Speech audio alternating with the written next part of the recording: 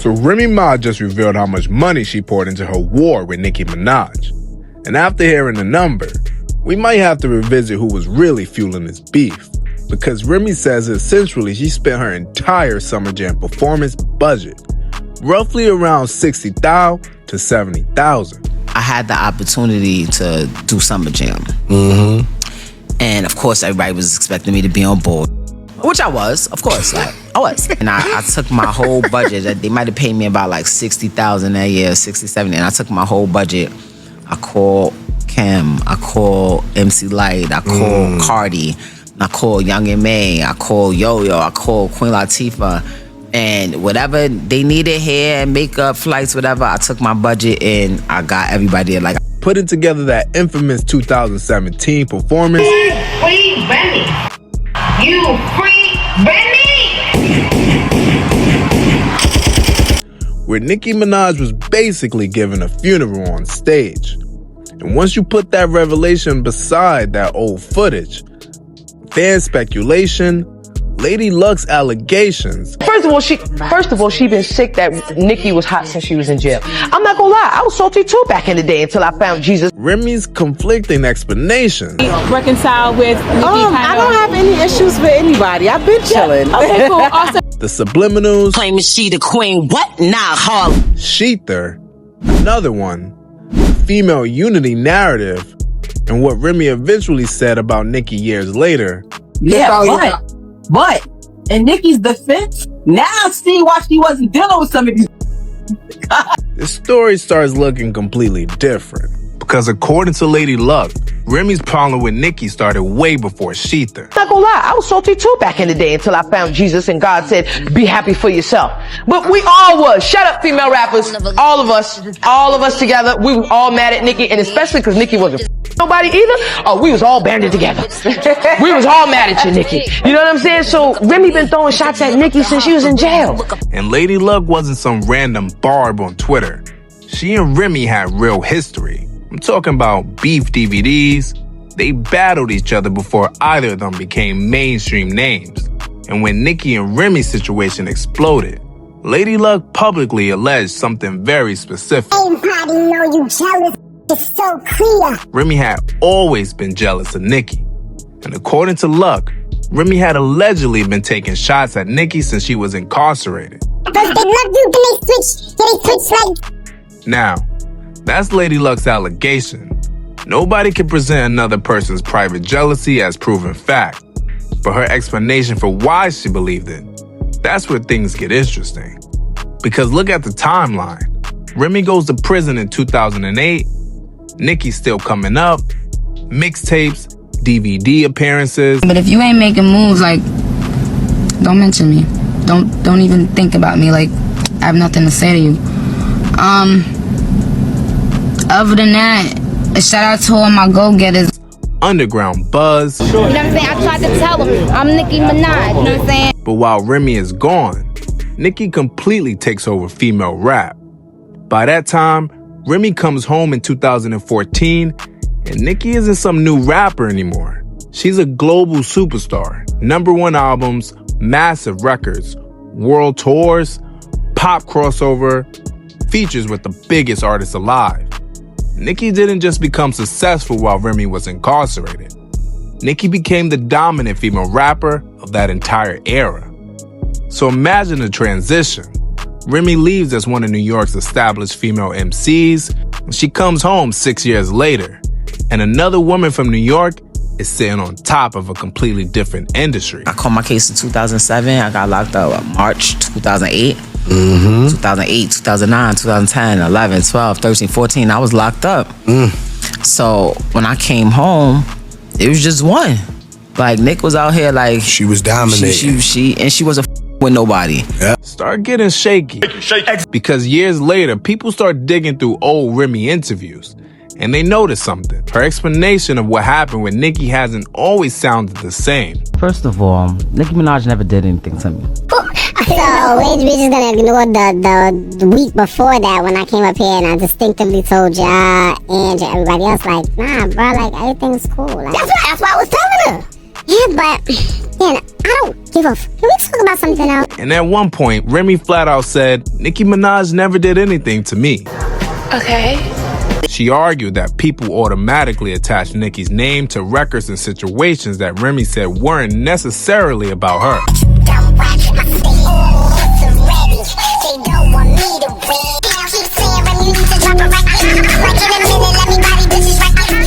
But Remy also described hearing that Nicki was allegedly saying things behind the scenes. She had discussed alleged industry politics, and she even suggested that there were situations where people supposedly didn't want to work with her because of Nicki. No, I feel that it's weird because she's been doing this to a lot of females, from Little Kim to Mariah to Taylor to Hannah, and no one says anything. It was the behind the scenes things that you people would never know about, as far as trying to keep me off of red carpets and trying to make sure awards don't go to me, or she's not going to be in attendance, or trying to get people to make bad reports about my album sales, or just anything that I'm doing to make me look less and make her look better. And I have a problem when you're trying to stop my bag. So fans start asking the obvious question, which one is it? Anyway, I'm stopping bags like the TSA. If Nicki never did anything to you, what exactly turned this into one of the nastiest female rap battles ever? I'm not gonna lie, when she came out, she had did a freestyle over the yeah beat. She said something like, Tell that with the crown to run it like Chris Brown. Tell the chick with the crown to run it like Chris Brown. When I seen at her party, I was like, yeah, what was that line about? I brought it up to her, whatever. I don't know, to this day I think it was a stab at me. I'm gonna get you back for that. Because Shether wasn't a warning shot. It wasn't one subliminal. It was a 7-minute attack. You like to quit that show? It assembled generations of female hip-hop on one stage. And visually, it was powerful. They performed Unity, UNITY. The message was obvious. Women coming together, female solidarity, women in hip-hop standing beside each other. Except, look at what happened next. The unity moment ends. The woman leave. Shether comes on. That's why this is my house, Phil Writer. And Nicki Minaj's face appeared on that giant Summer Jam screen like an obituary. Remy starts performing a diss record, and suddenly this celebration of women turned into a symbolic funeral of one woman. That's why people are looking back at this differently now, because if this was really about female unity, why did the climax require publicly burying another female rapper? And let's be fair, you cannot say every woman Remy brought on stage knew they were participating in some coordinated anti-Nicki operation. Nicki Minaj, Everybody was telling me up, asking me about that shit, and it's like, that got nothing to do with me. You know what I'm saying? If Remy Ma asks you to perform in Summer Jam, you ain't gonna say no. I got that whole problem with them two. None of my business, I mind my business. There was nothing subtle about that. Nicki's face was on that screen. The diss record was playing. This was an attack. And now Remy herself is telling us how much she invested into making the entire Summer Jam moment happen. Yeah, 60, 70, and I took my whole budget. 60 to 70K, her entire performance budget. I took my budget and I got everybody there. I wanted to show just the different the people that came before me, the people that was fire there, the people that I seen that was coming. Remy put money behind this beef. Feelings about, because you did get engaged in a rap beef with Remy, she made. I didn't engage in a rap beef. I didn't engage. Wait, hold on. Oh, you the queen of this here? One platinum plaque album flop. Where? And here's where the female rap narrative gets even more complicated. Because one of the biggest narratives surrounding Nicki for years was, Nicki doesn't support women. Nicki doesn't want competition. She breaks the record. Spotify, 24-hour streams. I thought y'all said she was only popping because it wasn't nobody else out. And it was only no competition. Except Nicki's actual catalog makes the blanket statement difficult to defend. She's collaborated with female artists across different generations and genres. I met this girl named Nicki, I guess you could say she was the rap queen. Beyonce, Alicia Keys, Ariana Grande, Jessie J, Doja Cat, Megan Thee Stallion, Bia, Ice Spice, Cardi B, and plenty more. But saying Nicki simply refused to collaborate with women, the records are sitting right there. And it's insane because I always reference you when I talk about female rappers. And then comes maybe the biggest irony of this entire situation. Nobody, to my knowledge, that's younger than me invented this. So you don't get to claim it. You don't get to rule it. You know what I'm saying?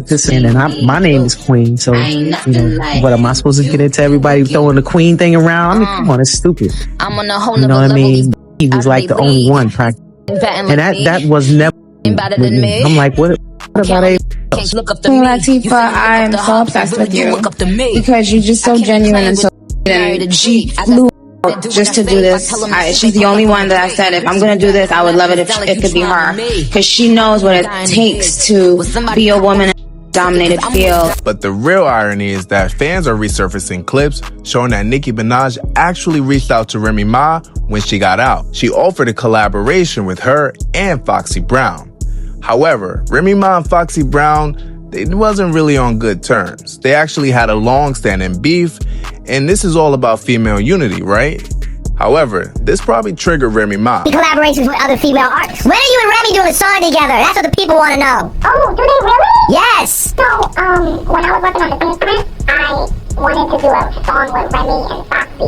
It was on a Diplo beat, but it was super hood, like and hard, but like dope. But anyway, but that didn't pan out. Yeah, so I think there's only a matter of time before, you know, she and I do something. Okay. So maybe the biggest question isn't whether Shether beat No Frauds. They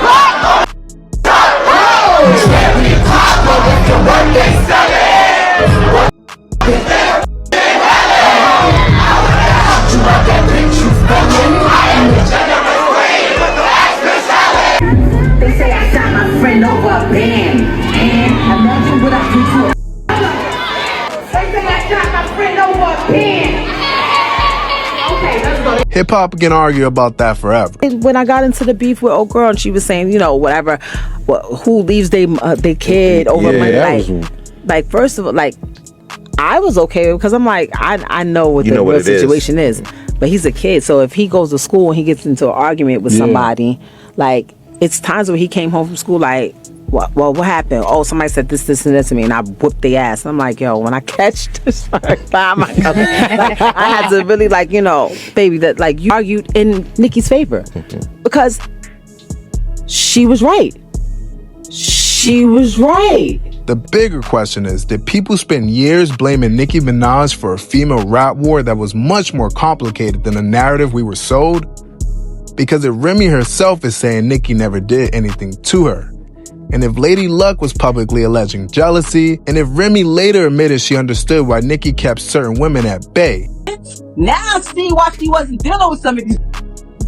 and if the ultimate demonstration of female unity ended with a funeral for another female rapper, maybe Nicki wasn't crazy for keeping her distance. And that's what makes Remy's new revelation so damaging to the old narrative. Not because she battled Nicki. This is hip-hop, battle. But Remy didn't just put bars behind this beef. She put production behind it. She put a stage behind it. She put an entire moment behind it. And according to Remy herself, she essentially put her entire Summer Jam check behind it. 60 to 70,000, all for the biggest attempted funeral in female rap history. In almost a decade of arguments, Nicki Minaj is still standing. That's the irony nobody can rewrite. Remy paid for the funeral, and Nicki never got buried. Excuse me, those people. I beefed with Hov for years. Those people came together to try to end me. And sweetheart, before I get off this Insta, let me say this: it'll never happen. You can go all there, everything y'all want to, every witch doctor in the world. It'll never happen. Praise be to God. I am who I am because I am who I am. You see, I don't have to go in a room with a bunch of men. Don't cut this off. To create my sound, my image, my anything. I am who I am. Take it off, leave it. But I put in the work. I put in the work. Queen. Good night. No.